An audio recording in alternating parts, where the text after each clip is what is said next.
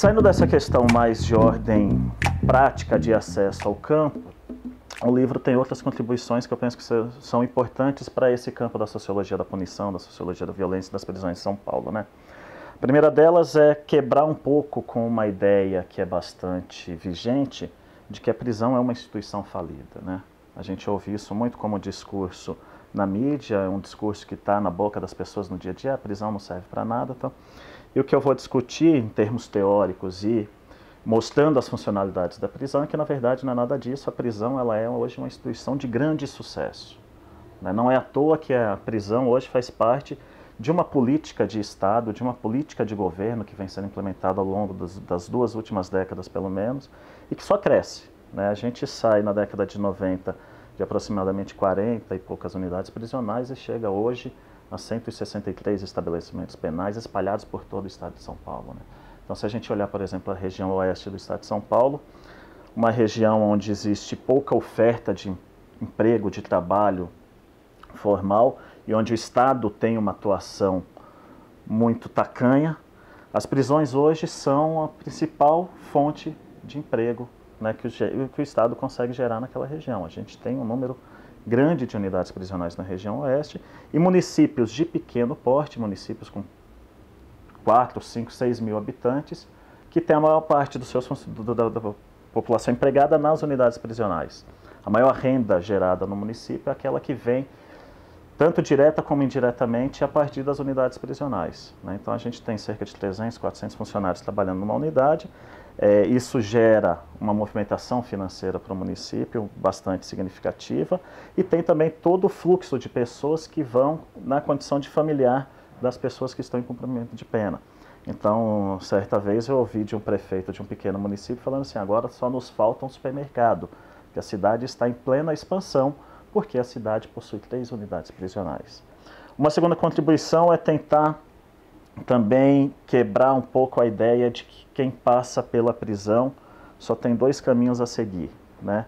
Aquilo que a legislação, a visão normativa sobre a prisão vai dizer que ou a pessoa se reintegra à sociedade ou ela vai reincidir criminalmente, né? Então, assim, ou você sai de lá recuperado, como se aquilo que levou a pessoa até a prisão fosse mesmo uma questão de doença social, ou então a pessoa sai de lá e vai voltar para o crime porque ela é uma reincidente.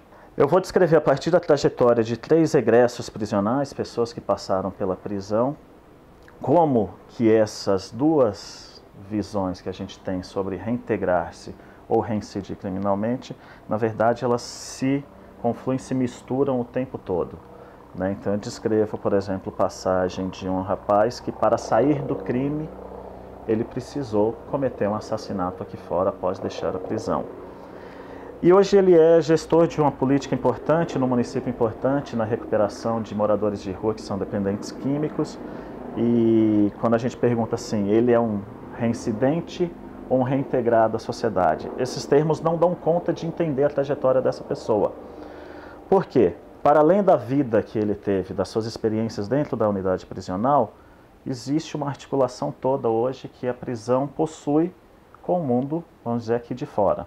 Muito fácil hoje a gente dizer que a prisão não isola ninguém, como é a sua promessa, né? Então a gente coloca as pessoas ali porque elas estarão isoladas da sociedade, mesmo que a prisão tenha que preparar essas pessoas para voltar para a sociedade. A prisão não isola ninguém, a gente tem um fluxo direto de pessoas que entram e saem da prisão, seja na condição de prisioneiros, seja na condição de familiares, de advogados, de operadores do próprio sistema, né? Então, as relações que são estabelecidas dentro da prisão, elas vazam com muita tranquilidade e se comunicam com muita tranquilidade aqui fora.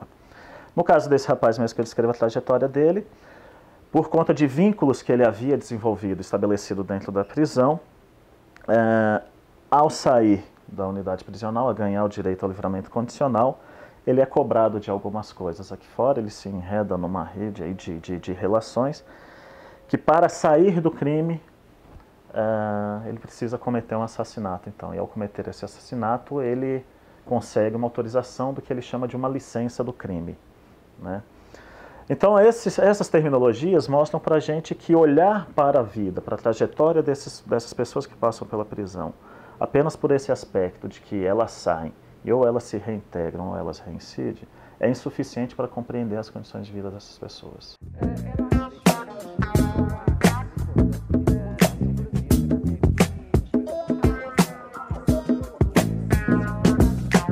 Easily